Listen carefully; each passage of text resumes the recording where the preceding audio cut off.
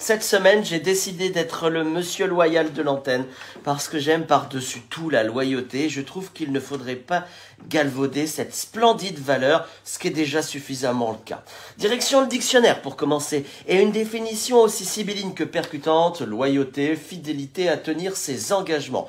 Plus loin, on trouve dévouement, droiture, honnêteté ou encore bonne foi. Ah, bonne foi, du coup, avec ces derniers mots, je suis content. Je pourrais presque arrêter ma chronique. Mais si je vous en parle, c'est avant tout parce que le terme est suranné, je viens de vous le dire. Et lorsqu'il est utilisé, malheureusement en politique, voire dans les médias, il permet de faire passer tout et n'importe quoi.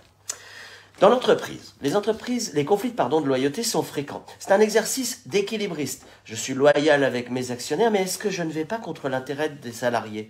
Et si je fais preuve d'une grande probité à l'écart de mes équipes, ne suis-je pas en porte-à-faux avec les donneurs d'ordre dans les conseils d'administration?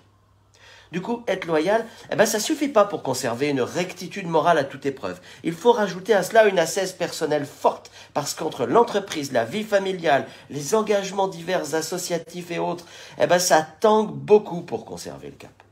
On peut être loyal malgré tout, même en temps de remous. D'ailleurs, c'est le cas dans la vie de couple. On ne se sépare pas sur un coup de tête, une querelle rampante, même si elle dure un peu. On se donne les moyens de rester fidèle à sa décision de départ et surtout à son épouse et à son mari. Bah oui, l'écuyère a choisi son cheval. C'est également le cas dans l'entreprise, avec plus de finesse. Lorsque la hiérarchie s'installe, des outils pour prouver sa loyauté à ses équipes deviennent indispensables. Alors, j'en connais plusieurs, je vais vous les citer. D'abord, la parole rare et d'une manière générale, la sobriété sont au premier plan. La parole rare permet de travailler son équilibre et de ne pas se disperser, voire se justifier.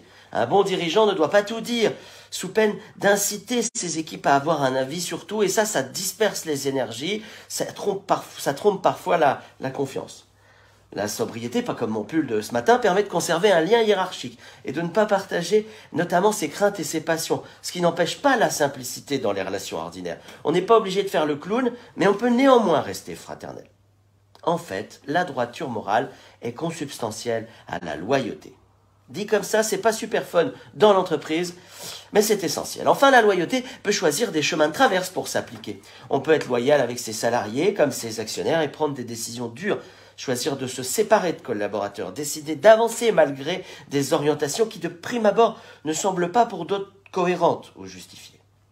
Alors ce matin, j'ai voulu être votre monsieur loyal pour redonner de la verticalité à votre journée et parce que c'est indispensable à l'estime de soi comme au bon fonctionnement de la société.